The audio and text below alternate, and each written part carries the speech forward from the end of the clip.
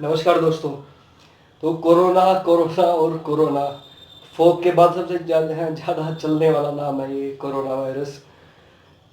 बात करनी है हमें कि स्ट्रेटजी क्या होने वाली है हमारी इंडियन गवर्नमेंट की आने वाले टाइम में, कि हम कैसे इसको ख़त्म कर सकते हैं। कोरोना वायरस को ख़त्म तो नहीं कहूँगा, कैसे हम इसको फेस कर सकते हैं, क्या हमारी स्ट्रेटजीज रहने वाली हैं, ये आपको बताने वाला हूँ।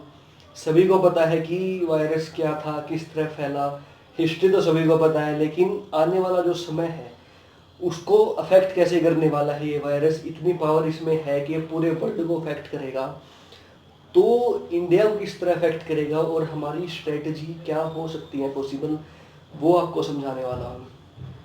तो सबसे पहले बता दूँ, जो हमारी सरकार ने काम किया है ड्यूरिंग द लॉकडाउन, जो 4 हमारे लॉकडाउन हुए थे, बहुत अच्छा एक थम्स अप देना चाहूँगा मैं मोदी गवर्नमेंट को उसके लिए।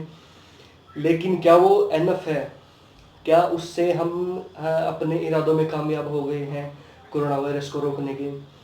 तो जवाब है बिल्कुल नहीं दोस्तों, 100% ना।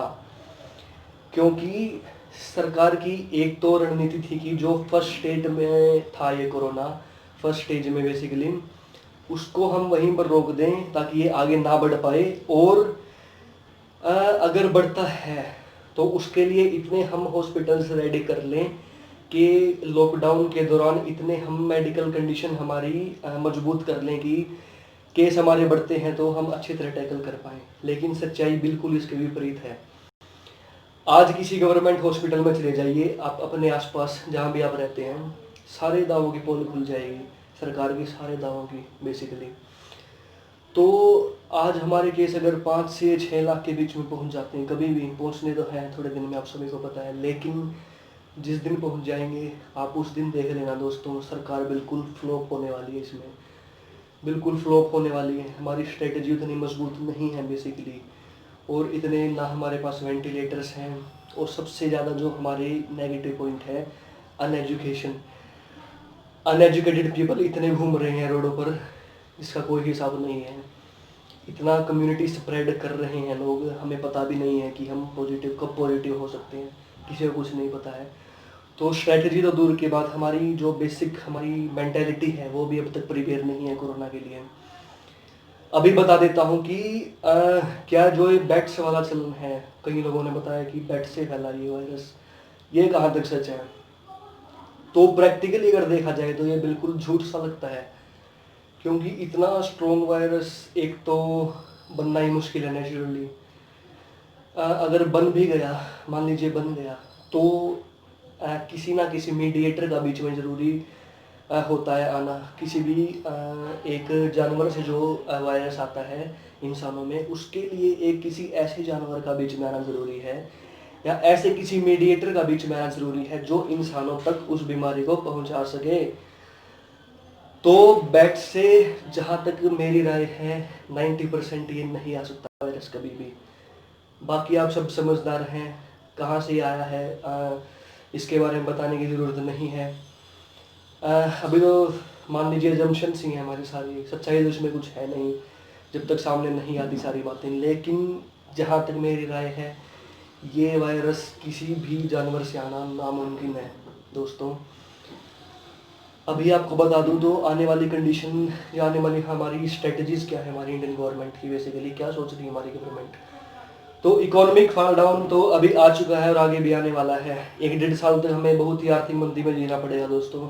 जॉब लॉसेस की बात कर लें, या जो लोग ऑलरेडी एम्प्लॉयड हैं उनकी सैलरीज की बात कर लें, जो हमारी मजदूरों वाला जो टॉपिक मैंने उठाया था, जो हमारे प्रवासी मजदूर हैं, प्रवासी तो नहीं कहना चाहिए बेसिकली इनको, एक ही देश के वासी हैं सभी, लेकिन जो भी है हमारे जो प्रवासी मजदूरों का टॉपिक था, वो किस तरह से इससे अफेक्ट होने वाले हैं। और सारी जो पॉपुलेशन है हमारी 135 करोड़ की, किस तरह से वो अफेक्ट अभी भी है और आने वाले समय में होती रहेगी 1-1.5 साल तक, जब तक इसकी वैक्सीन नहीं आ जाती।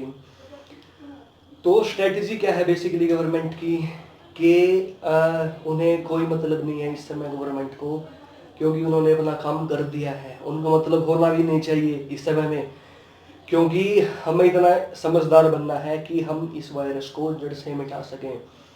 किसी वैक्सीन की हमें ज़रूरत नहीं है बेसिकली। गवर्नमेंट कई लोगों का बयान मैंने सुने न्यूज़ में कि 60 to 70% पॉपुलेशन में अगर फैल जाए तो ऑटोमेटिक इसका जो इफ़ेक्ट है या आगे ट्रांसमिशन है वो बंद हो जाएगा। तो ये कहीं से भी प्रैक्टिकल नहीं लगता मुझे तो। अगर 60 to 70% पॉपुलेशन में फैल जाता है तो आगे की जो मान लिया कि इम्यूनिटी स्ट्रॉन्ग है बाकी बचे हुए लोगों की, लेकिन कब तक? क्या सिर्फ 30% लोग सर्वाइव कर पाएंगे?